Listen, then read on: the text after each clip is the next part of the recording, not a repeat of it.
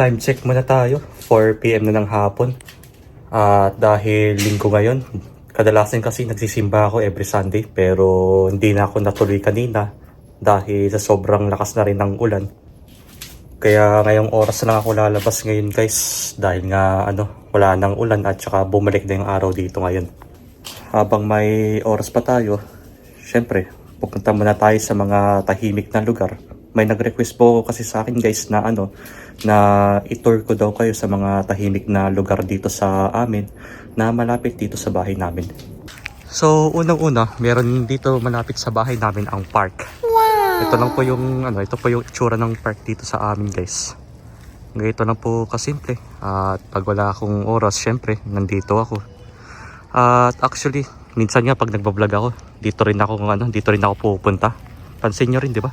Ayan po yung diyan po ako umuupo. Pag pag nagpa-vlog tayo. Actually kaka-renovate lang itong na to. Itong parang rest house niya. Or yung dilim niya dito. Kaso mahirap nga lang pumunta dito pag umuulan. Dahil nga hindi talagang takip yung dito, yung dilim. So ito lang po yung ito po yung park na malapit dito sa amin guys. Napakatahimik dito. At peaceful po yung lugar dito guys. Ayan po, nakikita niyo naman po. So dito po sa park, ito po yung nilalaro ng mga bata kung saan sila umaakyat dito. At applicable lang po ito sa mga 3 to 6 years old. Ayan po yung nakalagay dito. At dito naman po, meron pong slide dito na maliit. So hindi tayo pwede dito guys. Baka maka-collapse itong slide. So punta naman tayo doon guys. Medyo malaki kasi yung slide doon.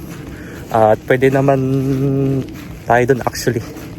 Depende sa timbang kung ilan yung capacity ng weight. Papakita ko sa inyo. Ito po, pwede ito sa mga Ayan, ito po. 3 to 12 years old. So di tayo pwede dahil hindi na tayo bata guys. Ayun po, medyo malaki-laki yung slide dito. At meron naman dito na pangbata na slide. Kaso gawa siya sa plastic. Bawal po ang mabibigat dyan. Tapos meron ding monkey bar doon. Sa mga mahilig mag monkey bar. Kadalasan kasi yung mga bata dito mahilig sa mga mahilig pumunta sa mga park kasama yung mga pamilya. So ayun lang po.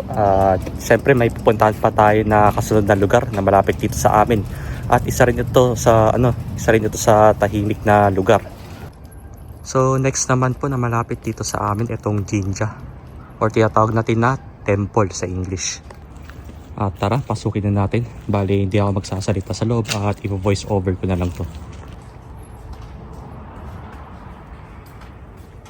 So pag pumasok kayo dito sa isang shrine, hindi mawawala ang tubig kung saan dito kayo maghuhugas ng inyong mga kamay. At meron ding mga papel na nakasabit dyan. Tapos dito naman pwede kayong magdasal at mag-wish dito. Sa kanyo papatunugin ang kampana na nakalagay sa tali na yan. So ganito po yung mga tradisyon ng mga Hapon dito. Tapos ito naman yung shrine nila dito. Nananatili itong sarado unless kung meron okasyon saka ito magbubukas. So ang masasabi ko dito, napakatahimik ng lugar dito at magkakaroon ka ng peace of mind.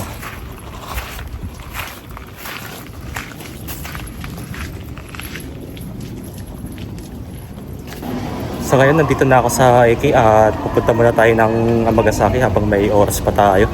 Kaya siguro next week magsisimba na tayo pag hindi na uulan. Ngayon lang ulit kasi ako hindi nakasimba guys dahil nga umulan kaninang nung 12 PM. Ayun, hindi na ako natuloy.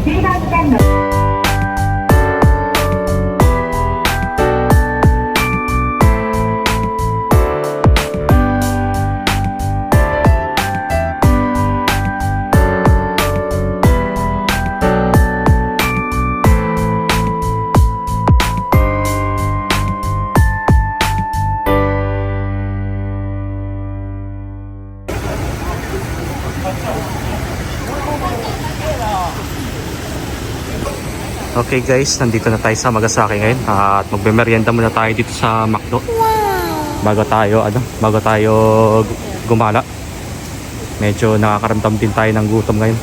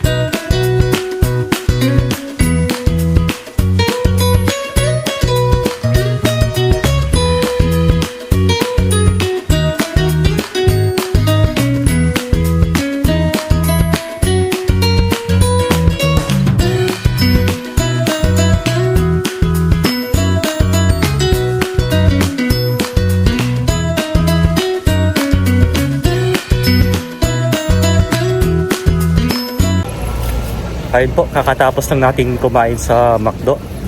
Siyempre, pupunta muna tayo sa sa shopping district na to, or tinatawag natin na Shotingkai. At yun lang naman gagawin natin, guys. Maglalakad-lakad lang tayo sa loob habang may oras pa tayo. At meron pang liwanag at hindi pa lumulubog ang araw. Kailangan sulitin natin yung araw natin ngayon. Dahil bukas po ay Monday na naman, so balik na naman tayo sa trabaho. Ito na pa yung Shotingkai natin na pupuntahan natin ngayon para maglakad ng buong araw. So nandito nga pala ako sa Daiso ngayon. At malapit na kasi ang Halloween, guys, kaya nag-aano na sila ng Halloween costume dito. Ayun, medyo nakakatakot yung itsura dito. So ito po yung Daiso. So dito naman po, ito po yung example ng street dito sa Japan. Ganito po kasimple at tahimik naman po yung lugar dito. At may makikita naman po kayo ng mga iba't ibang mga stores dito, tulad nito na laundry shop po ito sa loob. Tapos sa tabi naman nito ay mga parking lot, parking area. Ayan lang. So ganito po yung itsura ng mga street dito. At masasabi natin na tahimik ang street dito. At ganito po yung itsura dito sa Japan. Lalo pag wala tayong ginagawa sa bahay, lumalabas tayo at naglalakad-lakad kung saan-saan. Tulad ng mga iskinita dito, yung mga streets, tapos yung mga park din na pinakita ko sa inyo kanina. At talagang napaka-peaceful ang mga lugar dito sa Japan, guys. Talagang magkakaroon kayo ng peace of mind. Yun po yung kagandahan dito. Kasi sabi po natin na na tahimik talaga ang Japan at ayaw talaga nila ng mga ingay. Lalong-lalo na yung mga Hapon, umiiwas sila sa mga ingay. Kaya napapansin nyo naman po na na pag may mga kapitbahay kayong mga Hapon, kailangan iwasan rin nating magingay dahil yun na yun ang pinakaayaw nila, ang magingay. Ngayon nga po pala, dito ulit tayo sa may park dito sa Amagasaki. Actually, ito yung nasa taas ng train station natin. At isa rin ito sa pinakamalawak na park. So ito po. Ganda ng mga bulaklak dito. Tignan nyo siya, guys. Talagang fresh pa yung bulaklak nila dito. At ito yung mismong park nila. At meron pa sa dulo pag lalakarin nyo. Sobrang lawak yan, as in. At ang maganda dito, pwede pa kayo umupo dito kasi may mga upuan kayo makikita dito.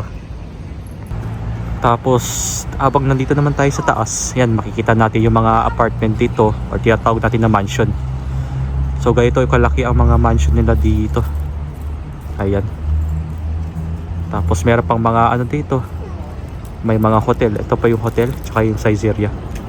Ganito kaganda yung park dito at napakalawak dito, guys. At ito yung kung gusto nyo ng katahimikan, punta lang kayo dito. Ang dami kasi nakikipag-date dito, lalo pag mga ganitong oras. Ayan, pagka dumiretso tayo doon, ayun, may makikita pa kayo mga convenience store doon, mga serya at iba pang mga makikita sa loob ng mall na yan. Dami na rin kasing dumadaan dito, guys, pag mga ganitong oras dahil uwian na rin ng mga tao. At mas masarap tumambay dito pag malamig na yung panahon. Di ba napaka peaceful lang dito. Napaka peaceful ng park dito, guys. Tapos ito naman yung mismong train station dito sa Amagasaki. Ayan lang po.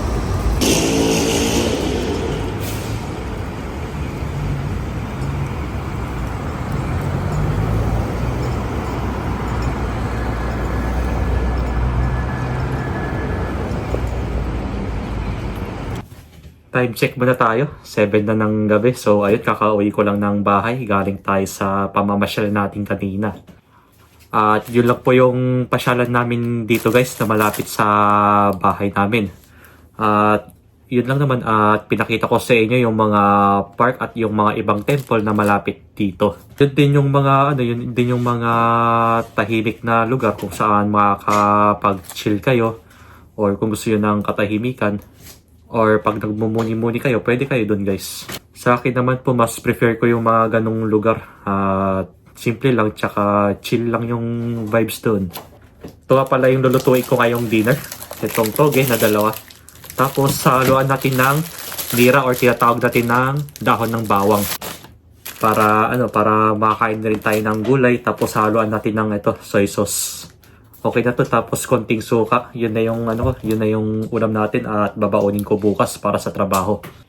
So ayun, dahil linggo nga ngayon, magluluto na tayo ng babaunin natin para bukas dahil Monday na bukas at balik trabaho na naman tayo. Kasi itong gulay na to, ito yung mabilis na lutuin lang pag wala tayong maisip na ulam or pag medyo tinatamad tayo magluto, itong gulay na lang lulutuin natin. Yung yung mabilisang luto lang.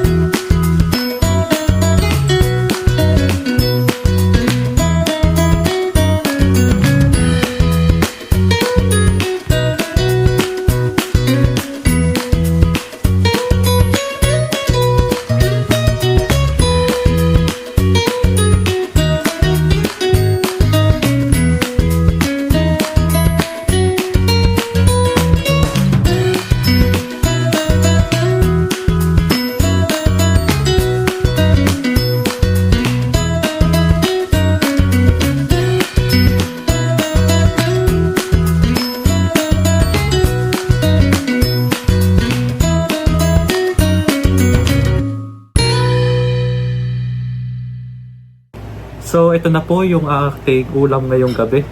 Itong gulay na may toge at saka dahon ng bawang. At bago tayo kumain, magdadasal muna po tayo. So tikman na po natin itong niluto ko, guys.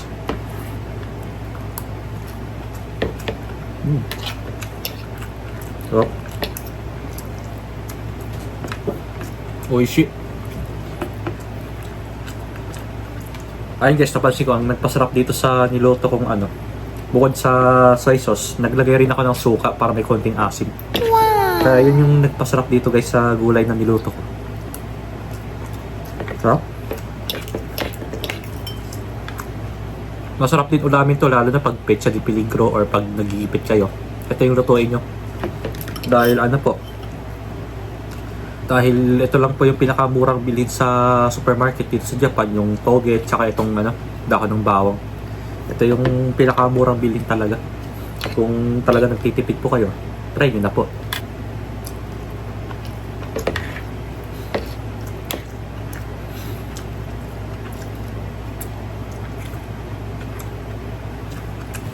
Okay po, time check tayo, 8:45 na ng gabi. So, nung umuwi nga pala ako dito sa bahay kanina, may natanggap akong notice na galing sa City Hall. Ang sabi dito, kung natapos na daw natin i-fill up yung 2025 census. Yung ginawa natin nung last yun, guys. Halos lahat po ng bahay-bahay dito ay nakatanggap kami ng ganito. Sa mga sa mga hindi pa nag-fill up or gumagawa ng census, kailangan gawin nyo na po ito. Kahit po mga Hapon at mga foreigners, required nating gawin ito. Dahil ito po it's a must.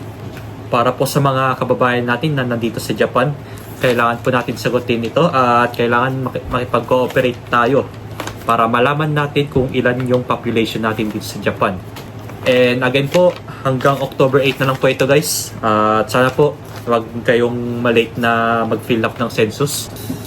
So, ayun lang po. Kita-kita na lang po ulit tayo sa susunod na vlog ko.